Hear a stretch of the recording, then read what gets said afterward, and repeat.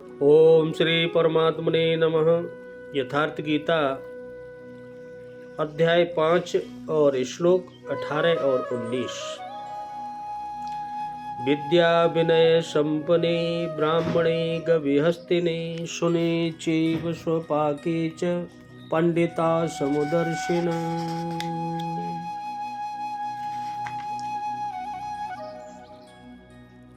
इव इहेव तीर्जित सर्गो एषा साम्ये स्थितं मनः निर्दोषं हि सं ब्रह्म तस्माद् ब्रह्माणि ते स्थित। भगवान कह रहे अर्जुन, वे ज्ञानी जन विद्या और विनय युक्त ब्राह्मण में तथा गौ हाथी कुत्ते और चांडालों में भी समदर्शी होते हैं। एक साई देखते हैं, एक ही देखते हैं भगवान। और जिनका मन समभाव में स्थित है उनके द्वारा इस जीवित अवस्था में ही संपूर्ण संसार जीत लिया गया है, क्योंकि सच्चिदानंद घन परमात्मा निर्दोष और सम है। इससे वे सच्चिदानंद घन परमात्मा में ही स्थित है। भगवान ज्ञान के द्वारा जिनका पाप शमन हो चुका है, जो अपुनरावर्ती परम गति को प्राप्त है, ऐसे ज्ञानी जन विद्या विनय युक्त ब्राह्मण तथा चांडाल में, गाय में और कुत्ते में तथा हाथी में समान दृष्टि वाले होते हैं। उनकी दृष्टि में विद्या विनय युक्त ब्राह्मण न तो कोई विशेषता रखता है और न चांडाल कोई हीनता रखता है। न गाय धर्म है, न कुत्ता अधर्म है, और न हाथी विशालता ही रखता है। ऐसे पंडित यानी ज्ञाता जन समदर्शी और समवर्ती होते हैं। उनकी दृष्टि चमड़ी पर नहीं रहती, बल्कि उसके अंदर आत्मा पर पड़ती है। अंतर केवल इतना है, विद्या विनय संपन्न स्वरूप के समीप है और शेष कुछ पीछे है। कोई एक मंजिल आगे है तो कोई पिछले पड़ाव पर। शरीर तो वस्त्र है। उनकी दृष्टि वस्त्र को महत्व नहीं देती, अपितु उनके हृदय में स्थित आत्मा पर ही पड़ती है। हर जीव में ही आत्मा है, इसीलिए वे कोई भेद नहीं रखते। श्री कृष्ण ने पर्याप्त गौ सेवा की थी। उन्हें गाय के प्रति गौरवपूर्ण शब्द कहना चाहिए था, किंतु उन्होंने ऐसा कुछ भी नहीं कहा। श्री कृष्ण ने गाय को धर्म में कोई स्थान नहीं दिया। उन्होंने केवल इतना माना कि अन्य जीवात्माओं की तरह उसमें भी आत्मा है। गाय का आर्थिक महत्व तो भी है, हो उसका धार्मिक वैशिष्ट परवर्ती लोगों की देन है। श्री कृष्ण ने पीछे बताया कि अविवेकियों की बुद्धि अनंत शाखाओं वाली होती है, इसलिए वे अनंत क्रियाओं का विस्तार कर लेते हैं। दिखावटी शोभायुक्त वाणी में वे उसे व्यक्त भी करते हैं। उनकी वाणी की छाप जिनके चित्त पर पड़ती है, उनकी भी बुद्धि नष्ट हो जाती है। वे कुछ पाते नहीं है, नष्ट हो जाते हैं। जबकि निष्काम कर्मयोग में अर्जुन निर्धारित क्रिया एक ही है। कौन सी? यज्ञ की प्रक्रिया। वो क्या है? आराधना। गाय कुत्ता हाथी पीपल नदी का धार्मिक महत्व इन अनंत शाखाओं वालों की देन है। यदि इनका कोई धार्मिक महत्व होता तो श्री कृष्ण अवश्य कहते। हाँ, मंदिर मस्जिद इत्यादि पूजा के स्थल आरंभिक काल में अवश्य हैं। वहाँ प्रेरणादायक सामूहिक उपदेश हैं, जो तो उनकी उपयोगिता अवश्य है। वे धर्मोपदेश केंद्र हैं। प्रस्तुत श्लोक में दो पंडितों की चर्चा है। एक पंडित तो वह है जो पूर्ण ज्ञाता है, और दूसरा वह है जो विद्या विनय संपन्न है। वे दो कैसे? वस्तुतः प्रत्येक श्रेणी की दो सीमाएं होती हैं। एक तो अधिकतम सीमा पराकाष्ठा और दूसरी प्रवेश का तथा निम्नतम सीमा। उदाहरण के लिए भक्ति की निम्नतम सीमा वह है जहाँ से भक्ति आरंभ की जाती है। विवेक, वैराग्य और लगन के साथ जब आराधना करते हैं, और अधिकतम सीमा वह है जहाँ भक्ति अपना परिणाम देने की स्थिति में होती है। ठीक इसी प्रकार ब्राह्मण श्रेणी है।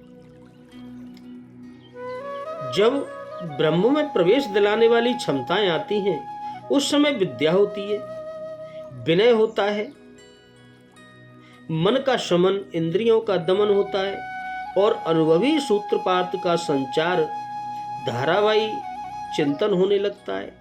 ध्यान और समाधि इत्यादि ब्रह्म में प्रवेश दिलाने वाली सारी योग्यताएं उसके अंतराल में स्वाभाविक कार्यरत रहती हैं। यह ब्राह्मणत्व की निम्नतम सीमा है। उच्चतम सीमा तब आती है जब क्रमशः उन्नत होते होते धीरे धीरे वह ब्रह्म का दिग्दर्शन करके उसमें विलय पा जाता है। जिसे जानना चाहिए था उसे जान लिया, वह पूर्ण ज्ञाता है।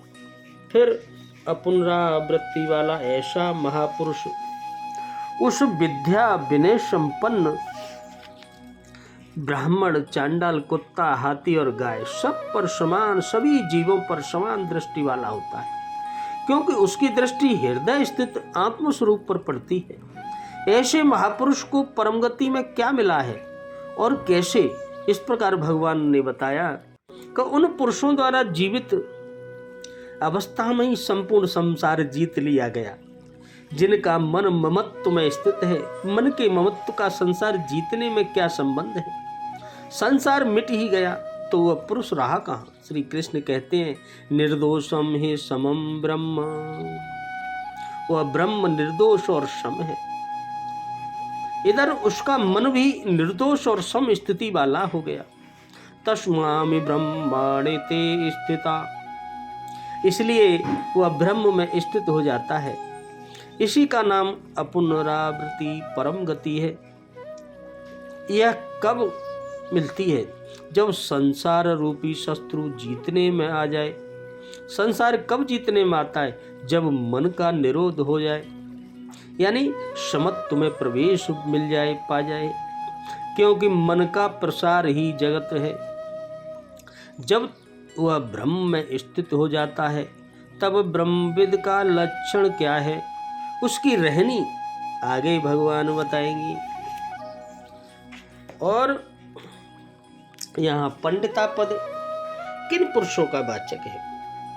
पंडिता पद, यह पद तत्वज्ञानी महात्मा सिद्ध पुरुषों का वाचक है। विद्या विनय संपन्न ब्राह्मण में तथा गौ, हाथी, कुत्ते, चांडाल में सम दर्शन का क्या भाव है? तत्वज्ञानी सिद्ध महापुरुषों का विषम भाव सर्वथा नष्ट हो जाता है। उनकी दृष्टि में एक सच्चिदानंद परम ब्रह्म परमात्मा के अतिरिक्त अन्य किसी की सत्ता नहीं रहती, इसलिए उनका सर्वत्र संभाव हो जाता है।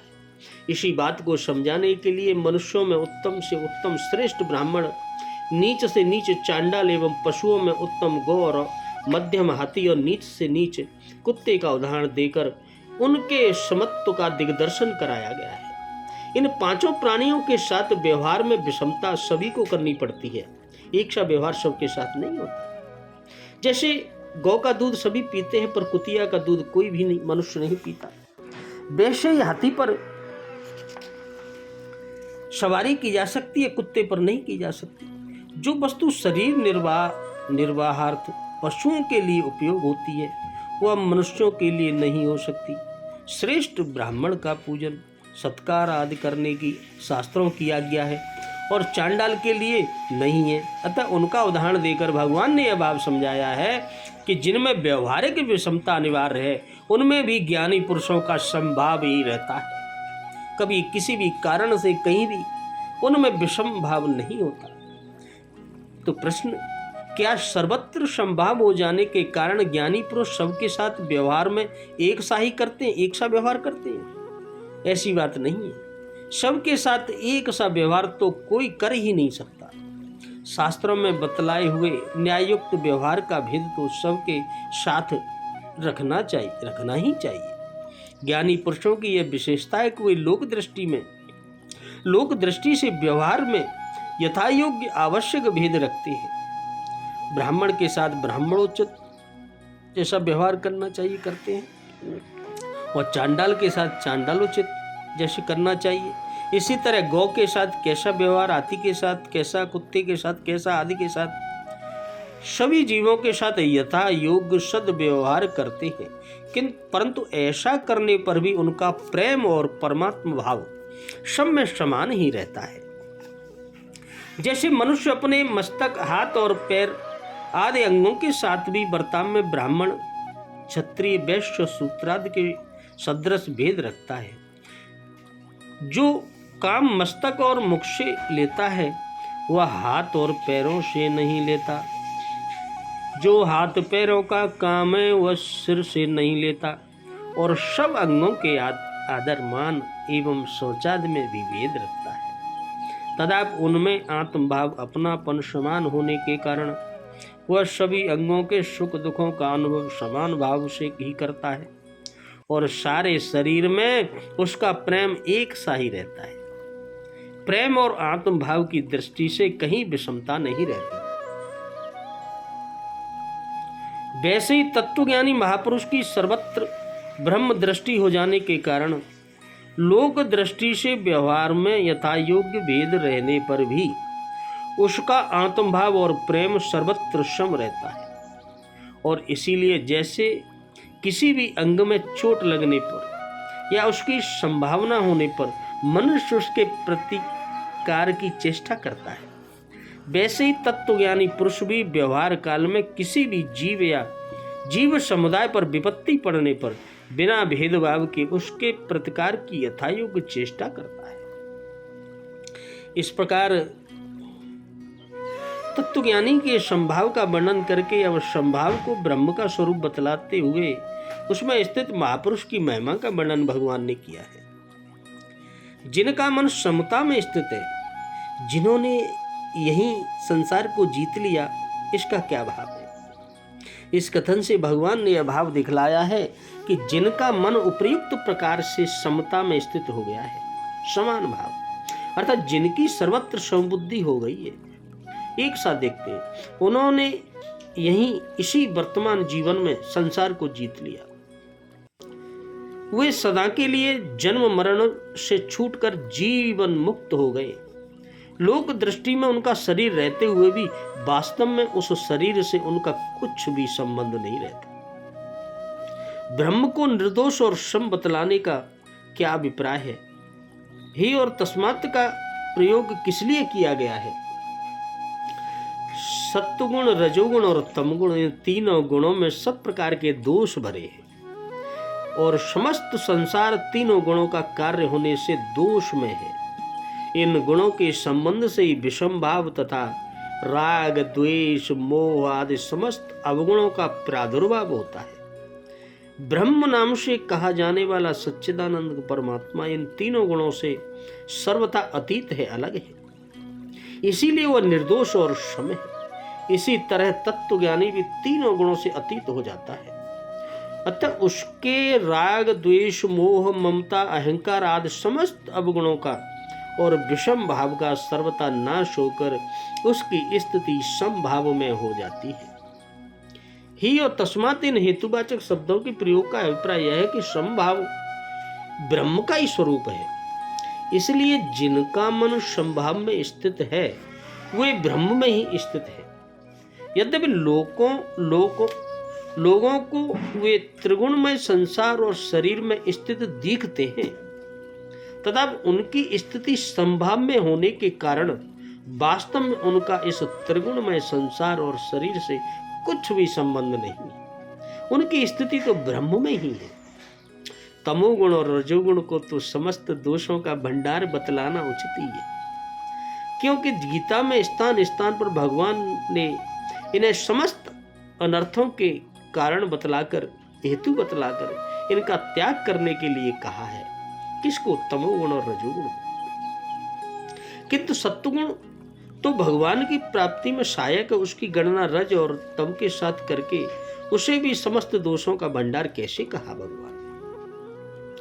यद्यपि रज और तम की अपेक्षा से सत्वगुण श्रेष्ठ है तथा मनुष्य की उन्नति में सहायक भी है, तथापि अहंकार युक्त सुख एवं ज्ञान के संबंध से भगवान ने इसको भी बंधन का ही कारण बताया है, क्योंकि अहंकार हो जाता है। वस्तुतः तीनों गुणों से संबंध छूटे बिना साधक सर्वथा निर्दोष नहीं होता और उसकी स्थिति पूर्णतः संभाव में नहीं होती। इसीलिए यह गुणातीत के प्रसंग में सत्वगुण को ही सर्व सदोष बतलाना अनुचित नहीं है।